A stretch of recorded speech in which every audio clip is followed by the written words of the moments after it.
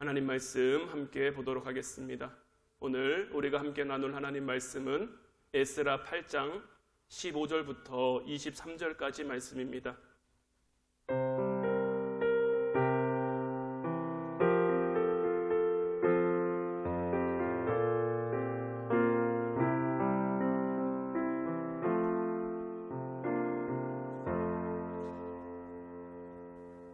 오늘 말씀 제가 여러분들에게 봉독해 드리도록 하겠습니다. 내가 무리를 아하와로 흐르는 강가에 모으고 거기서 3일 동안 장막에 머물며 백성과 제사장들을 살핀즉 그 중에 레위 자손이 한 사람도 없는지라. 이에 모든 족장 곧 엘리에셀과 아리엘과 스마야와 엘라단과 야립과 엘라단과 나단과 스가랴와 무술람을 부르고 또 명철한 사람 요야립과 엘라단을 불러 가시바 지방으로 보내어 그곳 족장 이또에게 나아가게 하고 이또와 그의 형제 곧 가시바 지방에 사는 느디님 사람들에게 할 말을 일러주고 우리 하나님의 성전을 위하여 섬길 자를 데리고 오라 하였더니 우리 하나님의 선한 손에 도우심을 입고 그들이 이스라엘의 손자 레위의 아들 말리의 자손 중에서 한 명철한 사람을 데려오고 또 세레비아와 그의 아들들과 형제 18명과 하사바와 므라리 자손 중 여샤와와 그의 형제와 그의 아들들 20명을 데려오고 다윗과 방백들이 레위 사람들을 섬기라고 준 느디닌 사람 중 성전 일꾼은 220명이었는데 그들은 모두 지명받은 이들이었더라. 그때 내가 아하와 강가에서 금식을 선포하고 우리 하나님 앞에서 스스로 겸비하여 우리와 우리 어린아이와 모든 소유를 위하여 평탄한 길을 그에게 간구하였으니 이는 우리가 전에 왕에게 아뢰기를 우리 하나님의 손은 자기를 찾는 모든 자에게 선을 베푸시고 자기를 배반하는 모든 자에게는 권능과 진노를 내리신다 하였으므로 길에서 적군을 막고 우리를 도울 보병과 마병을 왕에게 구하기를 부끄러워하였습니다. 그러므로 우리가 이를 위하여 금식하며 우리 하나님께 간구하였더니 그의 응낙하심을 입었느니라. 아멘. 할렐루야. 오늘도 주님의 크신 은혜와 사랑이 여러분들과 함께하기를 축원해 드립니다. 우리 옆에 있는 분들과 인사하도록 하겠습니다. 더 사랑하겠습니다.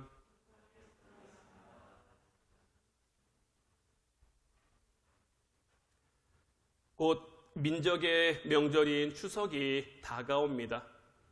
내일부터 연휴가 시작되지만 이미 많은 분들이 추석을 준비하고 또 이동 중인 분들도 있을 거예요. 우리가 추석과 같은 명절에는 평상시와는 다른 모습, 다른 경험의 시간을 보내게 되죠. 명절이기 때문에 평상시와는 다르게 보낼 수 있는 거예요. 이번 명절은 유독 더 새롭지 않을까 생각됩니다. 그래서 또 다른 시간들을 보내게 될 것 같은데 명절이지만 예전과 같은 모습으로는 명절을 보내기 어려운, 그런데 이 예전이라는 것도 우리나라의 어떤 전통적인 모습이 아니라 본래 추석 명절은 온 가족이 다 함께 모이는 명절이었죠. 저도 어렸을 때는 친척 집에 가서 하루 이틀쯤, 그리 큰 집이 아니었는데도 막 20명씩 30명씩 막 이렇게 끼어서 잔 그런 경험들이 있곤 한데요. 그러던 것이 변해서 최근 3년쯤 전에는 추석 때 해외여행자가 1000만 명에 육박하던 그러한 때도 있었어요. 이렇게 추석 명절을 보내는 방법들이 변화되고 다양해졌는데 이제 전통적인 추석 명절을 보내던 분들도 가족 여행으로 해외로 나가시던 분들도 올해는 그렇게 하기가 참 쉽지만은 않은 상황에 돼 있죠. 그래도 작년보다는 조금 더 현 상황에 적응되어져서 조금은 더 나아진 추석을 보내게 될 건데 이번 추석을 보내는 모습들이 참 다양하지 않을까라고 생각이 들어요. 이와 같은 이유로 이번 추석에는 다양한 형태의 어떤 돌아감이 있을 수 있겠다라고 생각을 했어요. 자기 일에 집중하며 살아가던 그러한 우리가 친척이나 가족에게로 돌아갈 수도 있고 아니면 그동안 바빠서 돌아보지 못한 자기 자신을 좀 돌보는 시간으로 가질 수도 있고 긴 시간으로 보자면 예전의 삶으로 돌아가는 과정 가운데 있는 그러한 추석 명절이라고 할 수 있을 것. 이렇게 돌아가는 과정에 있는 우리가 오늘 말씀 속에서 에스라가 예루살렘으로 돌아가는 과정을 보게 되는 거죠. 오늘 말씀을 여러분들과 나누기에 앞서 저는 여러분들에게 먼저 질문을 하나 던져보고 싶어요. 만약에 다시 돌아간다면 어디로 돌아갈 것인가? 오늘 말씀에 나온 에스라는 이스라엘 사람이죠. 이스라엘 사람이지만 이스라엘에서 태어난 이스라엘 사람은 아니에요. 그 선조들이 이전에 이스라엘에 있다가 그 나라가 망하면서 포로로 잡혀왔죠. 포로로 잡혀와서 그곳에서 태어났단 말이에요. 그러니까 에스라의 입장에서는 고국 이스라엘로 돌아가는 건데 한 번도 그 땅을 밟아본 적이 없는 거죠. 고국으로 돌아간다라고는 하지만 한 번도 경험해보지 못한, 한 번도 접해보지 못한 곳으로 다시 나아가고 있는 거예요. 그러니까 이 에스라의 입장에서는 어떤 의미에서 돌아간다라는 입장보다는 새로운 땅으로 가는 거다라고 볼 수도 있는 거예요. 지금 이스라엘의 예루살렘과 그곳에 있는 사람들도 비슷한 상황이에요. 그곳에 새로운 성전이 세워졌습니다. 그들이 돌아와서 새로운 성전을 지었지만 예전에 있던 솔로몬을 통해서 지어졌던 그 성전과 같은 성전일 수는 없어요. 그 성전을 향한 그들의 마음도 그들의 생각도 심지어 신학과 신앙도 예전과 같을 수는 없어요. 돌아온다라고 하지만 돌아온다기보다는 새로운 곳을 향해 나아가는 것이다 라고 우리는 볼 수 있는 거죠. 지금 우리가 보내고 있는 이 시간은 우리들에게 너무나 경직된 시간이죠. 그래서 예전의 시간, 예전의 상황들을 우리가 그리워하고 그때로 돌아가고 싶어 하는 마음이 있어요. 예배의 모습을 보면서 그때 예배 드릴 때가 좋았는데, 기도하지 못하니까 같이 모여서 기도할 때가 좋았는데, 물론 예전의 모습으로 회복되어야 하지만 상황이 괜찮아져서 예전처럼 할 수 있으면 참 좋겠지만 다시 돌아간다고 하더라도 예전과 똑같을 수는 없을 거다라는 거예요. 어떤 모습으로 될지 참 예측하기가 힘든 것 같아요. 이번에 우리 수원 권선서지방 교육자 회의를 줌을 통해서 진행을 했어요. 줌을 통해서 교육자 회의를 진행하면서 제가 이제 서기다 보니까 이런 회의나 전반적인 것들을 준비하고 진행을 했는데, 여러 목사님들이 저를 격려해 주시기 위해서, 응원해 주시기 위해서 잘했다, 수고했다 하시면서 저에게 전해준 이야기가 있었는데, 그 이야기들이 어떤 거였냐면, 먼저는 이렇게도 교육자 회의가 진행될 수 있겠구나라는 그러한 이야기를 들었고요. 또 한편으로는 이렇게 진행은 할 수는 있겠지만 직접 만나서 하는 것만은 못하다라는 그런 이야기를 들었어요. 다양한 형태, 다양한 형식들의 방법들이 나오고 있지만 제가 지난번에도 말씀드렸듯이 지금 우리 사회에 가장 큰 화제로 대두되고 있는 그 메타버스. 그래서 교회나 신학이나 이런 부분에서도 이 메타버스를 향한 어떤 연구와 그런 것들이 진행되고 있기는 하지만 제가 말씀드렸던 것처럼 어떤 교제나 친교나 이런 것들을 위한 한 장으로 사용될 수는 있을지 몰라도 예배에까지 그것이 접목되기는 모르겠어요. 하나님이 그런 방법을 쓰시고자 하면 하나님의 역사하심이 나타날 수 있겠지만 그냥 제가 짧은 소견으로 봤을 때는 만남이 있고 모임이 있는 하나님이 원하시는 그런 예배의 모습까지 도달하기는 힘들지 않을까라고 여겨지는 거죠. 우리가 지금 다 마스크를 끼고 살아가고 있습니다. 우리가 처음 마스크를 끼기 시작할 때는 우리가 마스크를 끼고 살아갈 수 있을까? 우리 아이들이 마스크 끼는 거에 잘 적응할 수 있을까? 굉장히 불편하고 굉장히 어색했죠. 그래서 사람들을 만나면 이 마스크가 담처럼 여겨져서 마스크를 쓰기 시작한 그 초반에는 사람들을 만나면 마스크를 살짝 내리고 대화하는 모습들도 심심찮게 보여지곤 했는데 지금은 어떻습니까? 마스크를 끼는 것도 불편하지만 마스크를 끼지 않고 누군가를 만나면 나도 불편하고 상대방도 불편해하는 그런 시간. 요즘은 저희 새아도 어디 나가려고 하면 자기 마스크 써야 된다 그래요. 벌써 그 아이들이 그렇게 인식할 정도로 마스크가 우리 삶 가운데 많이 들어와 있는 거죠. 공부란 무엇인가 라는 글로 유명해진 김명민 서울대 정치외교학 교수님이 있는데, 이분이 3년 전에 한 칼럼을 게재했는데 추석은 무엇인가 라는 그러한 칼럼을 게재했어요. 이 글의 내용을 살펴보면 어떤 거냐면, 사람들은 정체성에 대한 질문에는 관심이 없다라는 거예요. 사람들은 단지 무엇을 하는지에 관심이 있으며, 이 정체성에 관한 질문은 위기 상황에서나 관심을 받게 된다라는 거예요. 그러니까 신앙생활로 예를 들어서 말하면, 신앙생활이 무엇인가에는 관심이 없어요. 그런데 신앙생활을 통해 무엇을 할 수 있는가에는 관심이 있는 거예요. 기도를 하면 기도 자체에는 관심이 없고, 기도를 통해서 우리가 뭘 얻을 수 있을까? 예배를 드리면 예배 자체에 어떤 포커스가 맞춰지는 것이 아니라 예배를 통해 이런 것들에게 자꾸 관심과 집중이 쏟아지게 된다라는 거죠. 그런데 더는 하던 대로 할 수 없게 됐을 때, 그때가 돼서는 신앙생활이 무엇인지, 기도가 무엇인지, 이 정체성에 대한 그러한 것에 관심이 생겨난다라는 거죠. 지금 우리가 참 자유로움이 많이 좀 약해져 있는, 구속되어 있는 그러한 시대를 살아가고 있어요. 그 전까지는 자유에 대해서 생각하는 사람들이 그리 많지 않았어요. 자유로움에 대해서, 왜냐하면 늘 누리는 거니까 그런 것들에 대해서 크게 말씀하시는 분들이 없었는데, 요즘은 그 자유로움에 대해서, 예전에 그 자유에 대해서 말씀하시는 분들이 참 많단 말이죠. 더는 할 수 없는 대로 할 수 없는 그 위기의 상황에서 이 신앙생활에 관심을 갖게 되고, 새로운 행함을 향한 개척의 길로 나아갈 수 있다라는 거죠. 에스라는 바벨론에서 태어난 사람이지만 포로된 이스라엘 사람들이 본국으로 귀향하게 되고, 이제 더는 자신이 살던 대로 살아갈 수 없는 거죠. 에스라는 그곳에서 학자로 굉장히 좀 이름 높여가며 나름 괜찮은 삶을 살고 있었는데, 이제 이스라엘로 돌아갈 그 상황에 놓이게 되면서 전과는 같을 수 없는 그러한 모습이 된 거죠.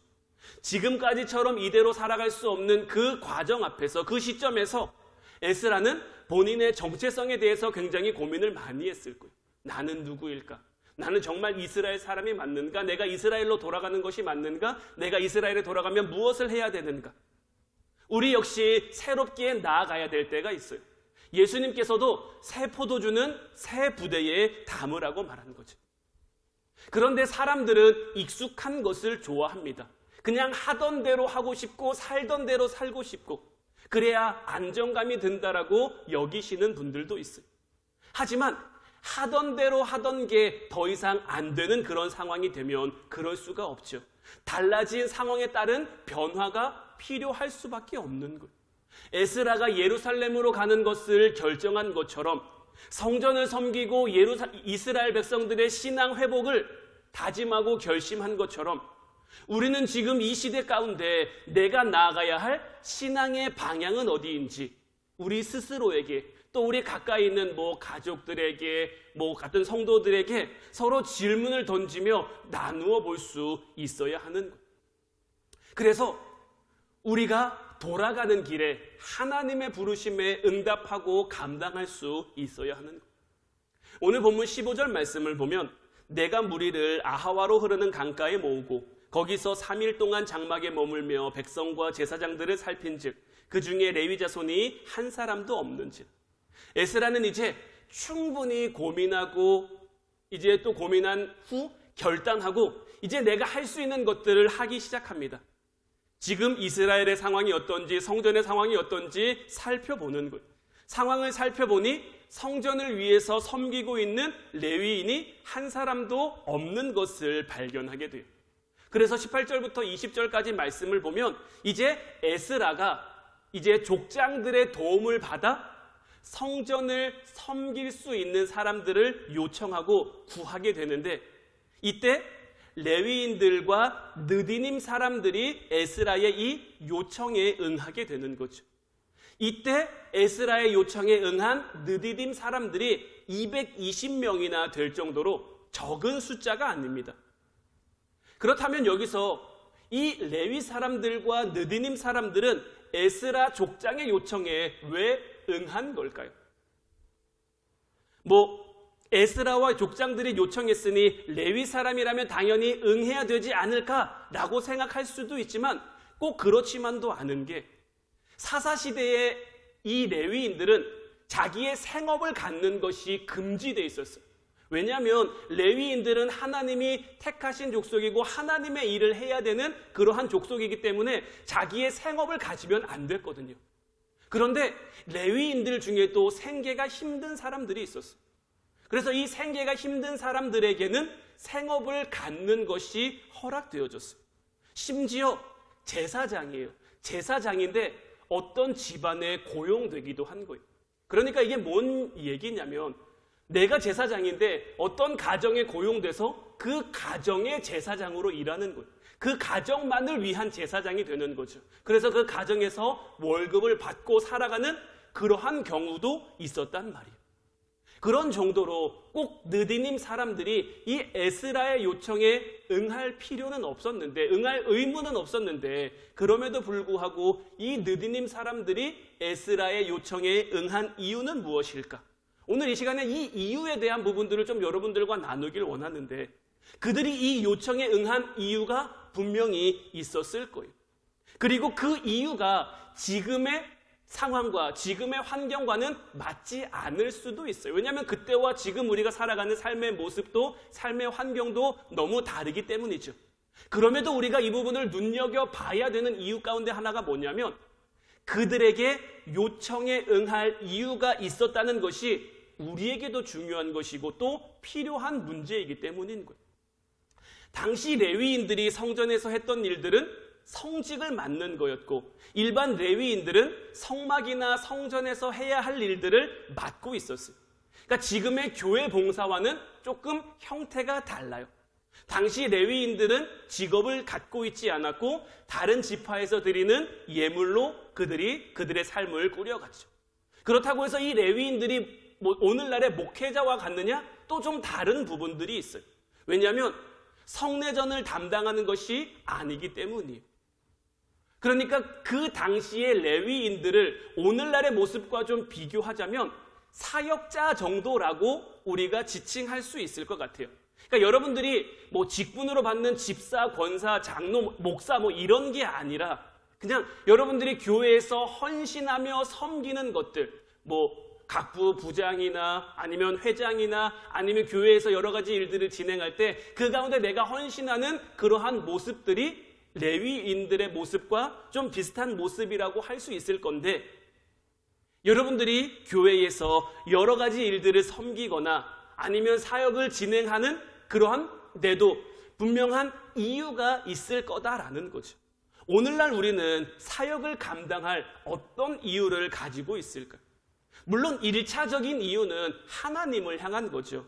하나님께서 바라시기 때문에 하나님께서 원하시기 때문에 하나님께서 우리를 쓰시고자 하기 때문에 그러한 것들이 가장 1차적인 이유가 될 거예요. 그러면 그 다음으로 우리가 사역하는 이유를 꼽자면 여러분들은 어떤 이유를 꼽으시겠습니까? 당시 레위인들은 어떻게 사역을 감당했는지를 살펴보면서 우리가 교회에서 사역을 감당하는 이유를 생각해 볼 수 있을 것인데 당시 레위인들이 사역을 감당하는 이유는 1차적으로는 하나님의 명령이었어요. 그들을 향해 하나님이 명령하셨기 때문에 하나님께서 원하시는 것을 헌신하는 것이라고 볼 수 있었죠. 하지만 좀 더 나아가 보면 이 레위 사람들의 헌신은 이스라엘의 다른 지파 사람들을 위한 것이다라고 볼 수 있는 거예요. 그러니까 레위 사람들이 성전이나 성막에서 사역을 하고 봉사함으로 인해서 다른 이스라엘 지파 사람들은 온전히 하나님을 향한 예배와 제사에 집중할 수 있게 된 거예요. 그러니까 이 레위 사람들의 헌신을 통해 이스라엘 전체 사람들이 하나님과 더 가까워질 수 있는 그러한 계기가 된 거죠. 여기까지만 보면 이 레위 사람들은 온전히 다른 지파 사람들을 위해 헌신만 요구받는다고 생각할 수도 있어요. 하지만 레위 사람들이 하나님 앞에 헌신함으로 모든 이스라엘 지파 사람들이 하나님과 가까워지면 결국 모든 이스라엘 사람들이 하나님의 사랑을 받게 될 것이고 이 과정에서 레위인들도 하나님이 주시는 그 사랑의 풍성함, 은혜의 풍성함, 축복의 풍성함을 함께 누릴 수 있게 된다라는 거죠. 결국 이 레위인들이 헌신함으로 인해 생겨나는 효과는 이스라엘 전체에게, 그리고 다시 레위인들에게로 돌아오게 된다라는 거예요. 우리도 마찬가지입니다. 우리는 그들이 다시 원래 살던 땅으로 돌아가는 것처럼 우리가 다시 살던 예전의 상황으로, 예전의 모습으로 돌아가기를 바라지만 옛날로 돌아가는 것이 아닌 새로운 세상으로 나아가는 그 길목에 서 있는 것. 예전으로 돌아가는 것 같지만 예전과는 다른 세상, 예전과는 다른 교회 생활로 접어드는 이 시점에 우리는 우리에게 주시는 하나님의 말씀에 귀를 기울일 수 있어야 하는 것. 우리를 향한 하나님의 말씀, 우리를 향한 하나님의 부르심은 단지 하나님만을 위한 것이 아니라 우리를 위함이기도 하다라는 것.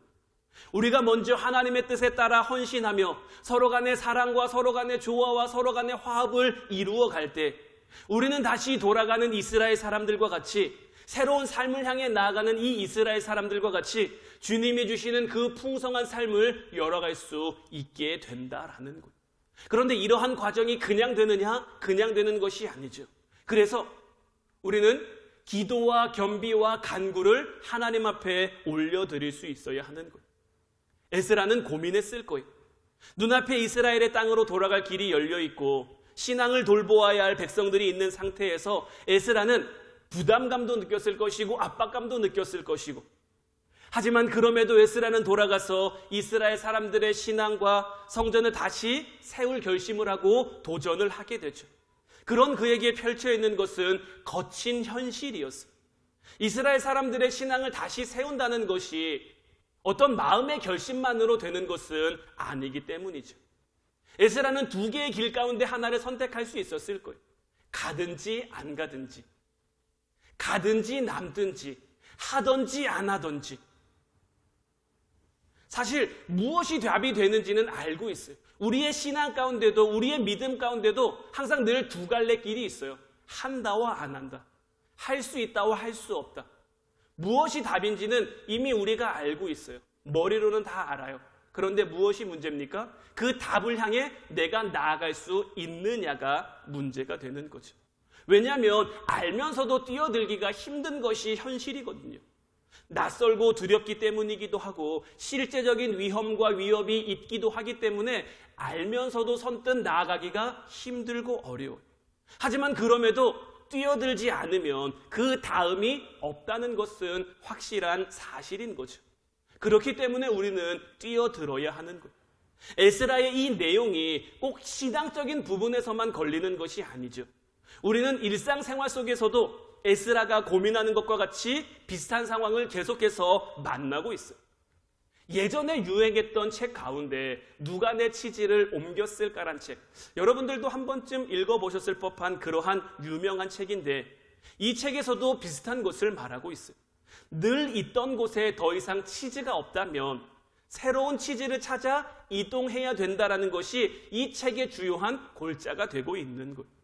두려운 마음 때문에 치즈를 찾으러 떠나는 것이 어렵지만 치즈를 찾아 떠나지 않으면 치즈를 더 이상은 얻을 수가 없는 거죠. 떠난다고 해서 새로운 치즈를 얻게 된다라는 보장은 없어요. 하지만 떠나야 새로운 치즈를 얻을 수 있는 가능성이라도 생길 수 있는 것. 에스라는 예루살렘에 있는 이스라엘 사람들의 신앙을 성장시키고 싶었어요. 그러기 위해서는 예루살렘을 향해 떠나야만 했던 거예요. 떠난다고 해서 이스라엘 백성들이, 아니 이 에스라와 함께 사는 사람들이 이스라엘로 무사히 도착한다라는 보장도 없어요. 또 도착한다고 해서 예루살렘 사람들의 신앙을 성장시킬 수 있을 거라는 보장도 없어요. 하지만 에스라가 발을 떼지 않으면, 에스라가 출발하지 않으면 예루살렘의 신앙 회복이 이루어질 가능성은 아예 없는 거예요. 에스라가 발을 떼야만 예루살렘의 사람들의 신앙이 성장할 가능성이라도 생길 수가 있는 거죠. 이러한 상황은 오늘날 우리가 겪고 있는 상황이기도 한 거예요. 현재 상황에서 교회 생활도 예전과는 엄연히 다릅니다. 다른 상황, 다른 환경들을 만나고 있어요. 예전대로 할 수 없다라는 것을 우리가 느끼게 됐죠.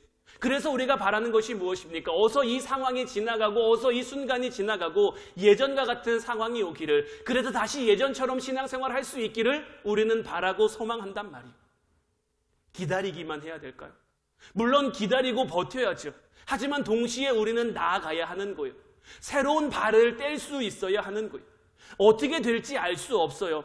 현재 할 수 있는 것들에 도전하면 물론 어색하고 힘들고 어렵고 때로는 마음이 가지 않을 수도 있지만, 이게 뭔가 싶을 수도 있지만, 하지만 예전과 같은 상황이 오기를 기다리기만 하는 것이 아니라 새로운 삶을 향해 우리의 발걸음을 뗄 수 있어야 하는 거죠.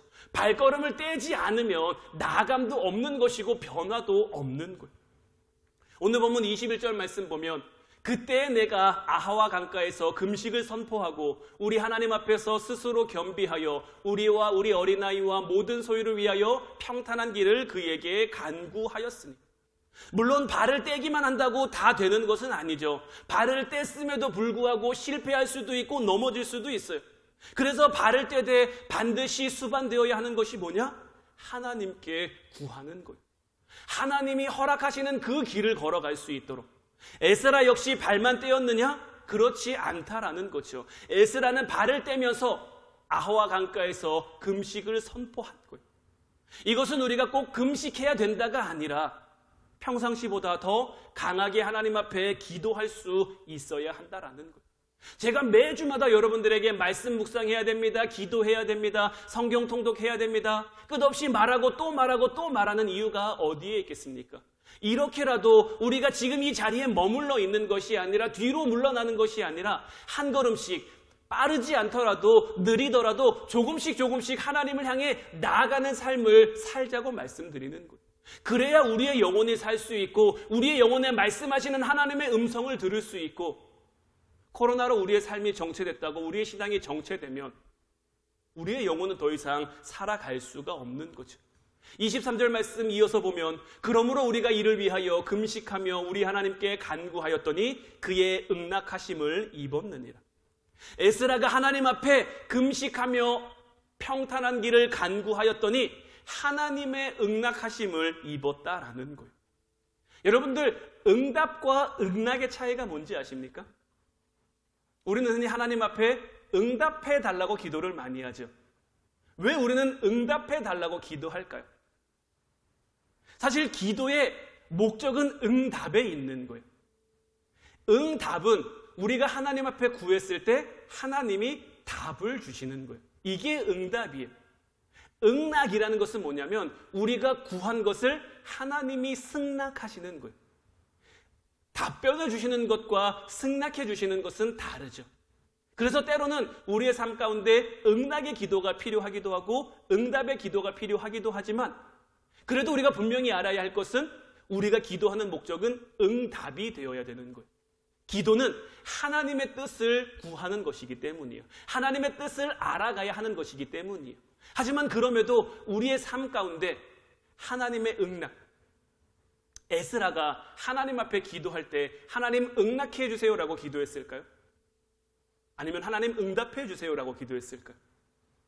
우리가 기도할 때 하나님 응답해 주세요라고 기도해야 될까요? 응낙해 주세요라고 기도해야 될까요?